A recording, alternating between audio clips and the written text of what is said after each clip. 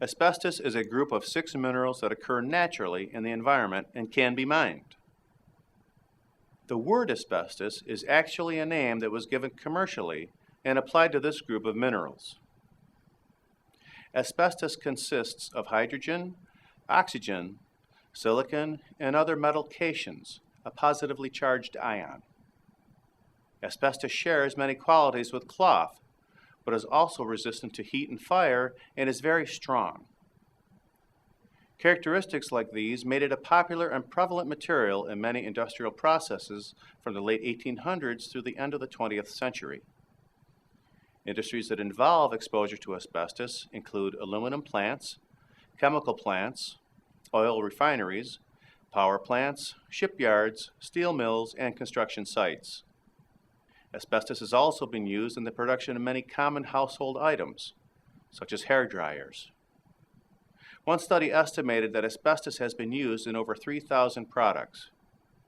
However, when asbestos is damaged, its fibers become airborne and can be inhaled or swallowed. At this point, asbestos becomes very dangerous.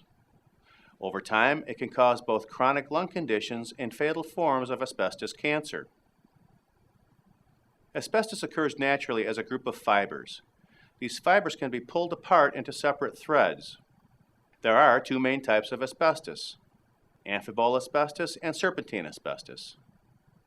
A fiber must be examined under a microscope to determine its type. Amphibole fibers are straight and shaped like rods or poles.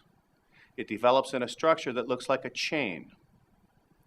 Types of amphibole fibers are amosite, actinolite, anthophyllite, crucidolite, and tremolite asbestos. Because it stays in the lungs for longer, amphibole is considered more dangerous and more likely to lead to the development of mesothelioma.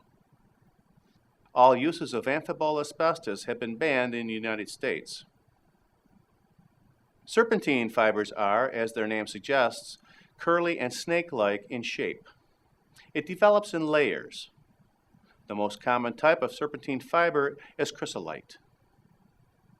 Overall, the most common types of asbestos are chrysolite. This white fiber is the most commonly used form of asbestos. It consists of magnesium silicate. Because of its curly shape, it can be woven into fabrics. This type of asbestos is used in the United States on a very limited basis. It has been used to make roofing shingles, caulk, fire blankets, and pipe insulation. Any exposure to it is considered dangerous. Amosite. These fibers are brown or gray in color and contain iron and magnesium. Crucidolite or rebecite. This fiber is straight and blue. It is composed of a sodium-iron-magnesium silicate. This is considered the most dangerous form of asbestos. Other types include anthophyllite. It can be white, gray, or brown. It consists of magnesium iron silicate hydroxide. Tremolite. This white, gray, or green fiber is composed of calcium magnesium iron silicate. It is found in metamorphic rocks. And actinolite is similar in its composition to tremolite, but it has a darker green color. Asbestos can also be found in a mineral called vermiculite that was mined at the W.R. Grace mine in Libby, Montana. This mine provided approximately 80% of the world's vermiculite until it was shut down in 1990 because of the asbestos contamination. When it is heated, vermiculite expands and is resistant to fire. It is mined throughout the world, and to date, the Libby mine is the only place where it has been found to contain asbestos. Vermiculite is used in insulation and certain garden products. The Environmental Protection Agency has issued recommendations that people limit the use of vermiculite, use it outdoors, and take measures to prevent excessive exposure to vermiculite dust. The shape and dimensions of the asbestos fiber determines what part of the body it reaches when it is inhaled or ingested. Fibers which are thinner and longer travel into the lower parts of the airways and lungs. Wider particles do not typically travel further than the upper respiratory tract and do not make it to the lungs. Those who directly inhale asbestos fibers can also carry the risks with them into other environments.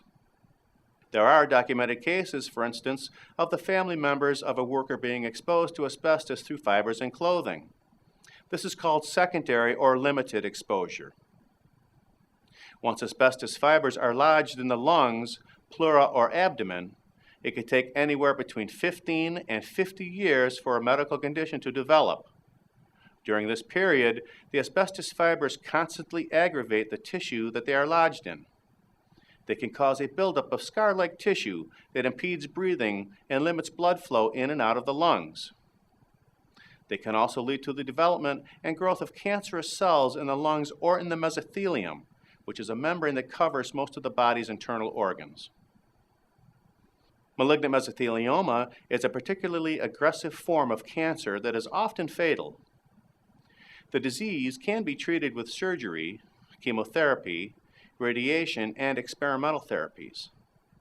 These treatments may slow the progress of the disease and alleviate symptoms, such as shortness of breath, to increase comfort. However, they do not represent a cure for the disease. Rising mesothelioma rates are responsible for drawing increased attention to the risks of asbestos during the past several decades.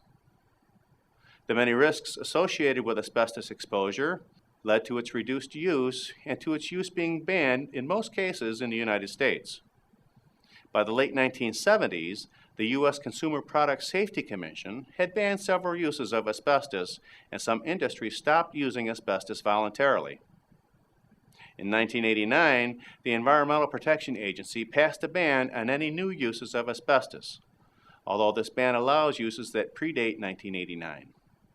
In the year 2000, domestic producers of crayons eliminated talc from the production process because of the risk of asbestos exposure to children. According to the National Cancer Institute, the consumption of asbestos in the United States was about 2,400 metric tons in 2005, compared to 803,000 metric tons in 1973. Growing numbers of countries around the world are also limiting or banning asbestos use. Thank you for watching. This video was produced by Asbestos.Net, a leading resource on all aspects of asbestos and mesothelioma. Our priority is to inform victims about the devastating effects of asbestos exposure, mesothelioma, asbestos cancer, asbestosis, and other asbestos-related diseases, and to advise them with a wealth of information. Individuals whose lives have been touched by mesothelioma have numerous questions and concerns. Their caregivers and family members also need accurate, reliable information.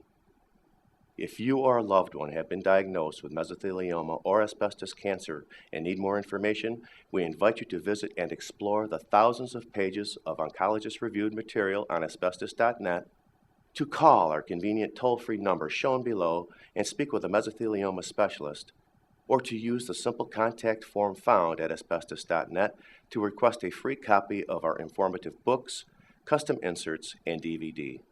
Asbestos.net. Information and help for patients and families.